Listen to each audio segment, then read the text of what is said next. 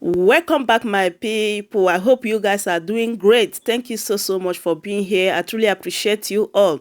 So my last update, I posted where P2B spoke on how to reduce the cost of governance in Nigeria. So this morning in our Rise team, they brought this topic up again because the former governor of Ogun State, Gbenga Daniel, said that he's going to suspend, the pension that he is receiving as a former governor because right now he is a senator.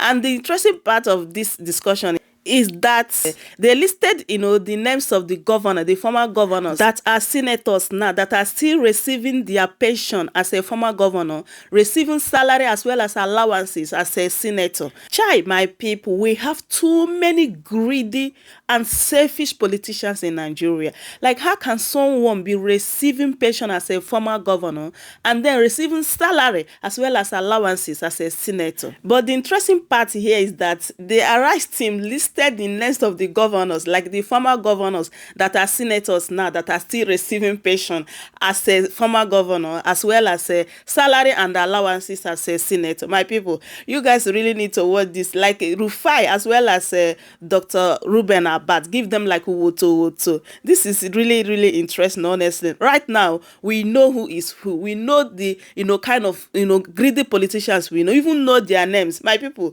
let's just watch this thing together so that you guys can see it for yourself.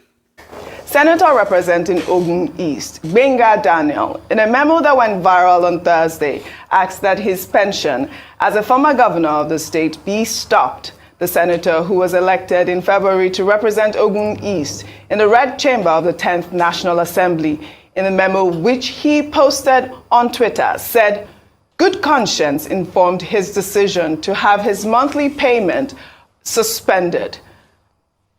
Gbenga Daniel, however, stated that apart from the pension, he has not benefited from any welfare package such as medical, transportation, or furniture allowances since he left office in 2011. I'm coming straight to you on this story. As you know, we've always been talking about reducing the cost of governance. This is such a refreshing memo that we got. Let me take a tweet from IPCP, who wrote, Senator Gbenga Daniel's decision to suspend his pension and allowances is a commendable one. Senator Daniel's decision is also a good example for other public officials to follow. We use this opportunity to ask you to propose a 50% reduction in the National Assembly budget. Nigeria is drowning in debt because of the high salaries of its public officials. The country cannot afford to continue to borrow to pay these salaries. A reduction in the National Assembly budget would free up resources that could be used to improve the lives of ordinary Nigerians. I have a list of governors that are still in the Senate, ex-governors that are still in the Senate, that are still benefiting from their pension. And, it will be nice to see them follow this step. I know we have a GFX of those governors. One of them is, I'd like to call them out. Yes, we have Godswill Akpabio from Akwa Ibom. We also have Adamso Shomole from Edo State. We have Devu Mahi from Ebonyi State. We have Aminu Tamboa from Sokoto State. We also have Abubakar Sani Bello from Niger State. We have Ibrahim Dankwambo from Gombe State. Abdulaziz Yari, very top official, we should have him. Also follow Gbenga Daniel's footstep. We also have Aliyu Wamako from Sokoto State, Orji Kalu from Abia State, Ibrahim Gideon from Yobe State, and we also have Sariki Dixon from Bayelsa State, and Adamu Aliero from Kebbi State. They should all, we also have Danjuma Goje from Gombe State. We should have all of these governors take a cue from Senator Gbenga Daniel. Yes. So I'm so happy we're starting off the show on such an important note. Absolutely. Because this is prime example for other governors. And thank you, Oji, for putting them on the Hall of Fame. Good journalism. We should have a wall up somewhere. Maybe we should sponsor some ads, in terms of billboards, just to remind them in case they forget. But great example said by Senator Gbenga Daniel. When you wheeled out those names, most of them had spent a minimum of 8 years in the House. So it means that 8 years of collecting pensions while still working and collecting salary and allowance from the house. How much money are they bleeding Nigeria and Nigerians from? That was the honorable thing to do. It is noble. But beyond that is what the IPC have said, and I totally align with that. That this is a first step. We commend it because we must commend, good moves. But the next step, which we're urging, because the reward for good work is what? More work, is that they go on to the house and trim by 50% their allowances, salaries, if they really want to push that notion that indeed they want to stand for Nigerians and for the vulnerable in Nigeria. What we often say is that the president has called a number of times for us to make sacrifices, the austerity measures. This is a time when we're trying to fix our nation. We need to get our GDP up. We need to, get our debts, service our debts. So many things in terms of the economy. But it's not being reflected, leadership-wise. It's not being reflected in the House. We see our senators whose allowances are still shrouded like it's the state secret.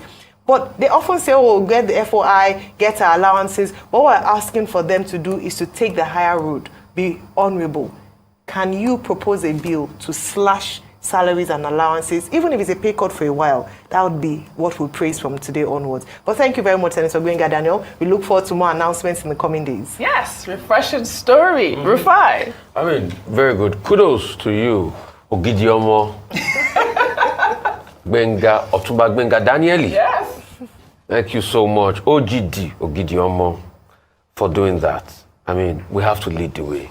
Our politicians have to lead the way. You can see when you do well, we say you have done well. When you don't do well, we'll give you awulence. It's as simple as that. Otumba Gbenga Daniel has done well. It is not good in good conscience to be collecting 2 salaries as a senator and still as a governor and all of that.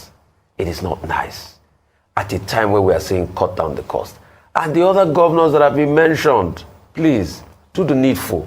You can't eat from 2 pots at the expense of this country and all of that. So, but I think most importantly is for us, and this is a charge to all state legislatures, to be able to review this big pay package we give outgoing governors. Because the problem in the country is the fact that when the governors come in, they wield a lot of influence over the state lawmakers. And anything they tell them, they do for their own benefit. Pretty much because who emerges the speaker is pretty much influenced by the governor. And that's why we keep talking about legislative independence. Speaker of State House of Assembly should remember, you are there to serve the people. And anything that is inimical to the growth and the prosperity of the people, you should shun it. So even if the governors bring all sorts to you, you should shun it. And you too should be clean. Because a lot of these speakers cannot fight back because they are not clean. And why they use the EFCC on them, they keep scampering around. So let us lead by examples. I know all of this I'm saying is just idealism. But the truth is we can't keep saying, oh, idealism doesn't work in Nigeria. Because if we keep saying idealism doesn't work in Nigeria, then we'll not have a country. We can't keep making laws to favor those that are high and mighty over others. So please, we should go back and cut wages as much as possible. And a clarion call to revenue mobilization, I like to call them RAMFAC. Please, this is not the time to review upwardly any salaries of any government official. Nigeria is bleeding. It is the time for us even to be able to cut the cost of governance so we can save and do other things with the money.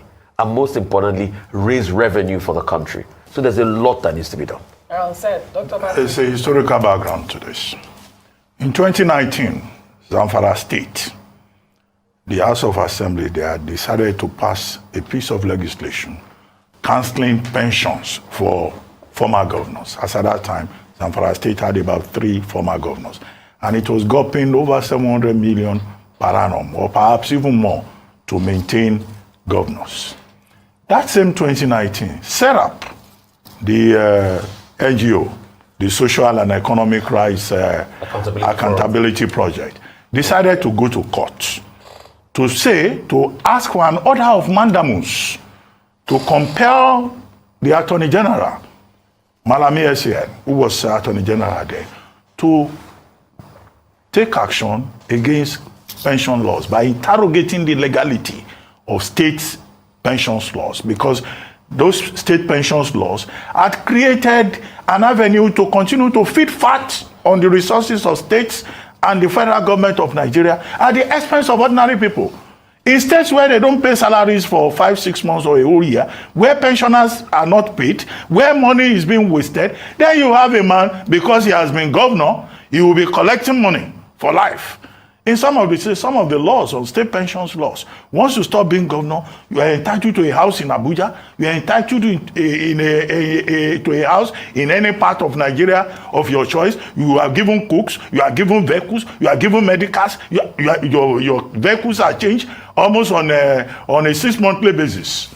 So it became controversial. And at that time, Serap was commended for taking that action. And when the matter went to court, Federal High Court, Abuja, presided over by Justice Oluremi Oguntoyibo. Justice Oguntoyibo ruled that nobody can be collecting double emoluments, because the specific focus now became those governors who were senators or who were ministers and were still pocketing money from both places out of greed, out of thinking that they've become parasites onto Nigeria, the Nigerian state, just because they served as a governor or they served as anything. So our point is that same old point. The rent collection regime that we have in Nigeria is unacceptable, is unsustainable, and there is a ruling of court that has not been challenged by any of the parasitic former governors, to say that the law must not take its course. What has happened instead is that quite a number of former governors had come forward. I recall Senator Bukola Saraki came forward and said he never collected any double emoluments. BRF, former minister, former governor of Lagos State, Babatunde Raji Fashola, also came forward and said he doesn't collect any money from Lagos State government, since he left. He has not been collecting since he left office. I think Dr. Kayode Fayemi also came forward to say when he was minister, he was not collecting anything from Ekiti State. So there are examples before Senator Daniel. What Senator Daniel has done now, reminds us of the right thing to do. So it is exemplary.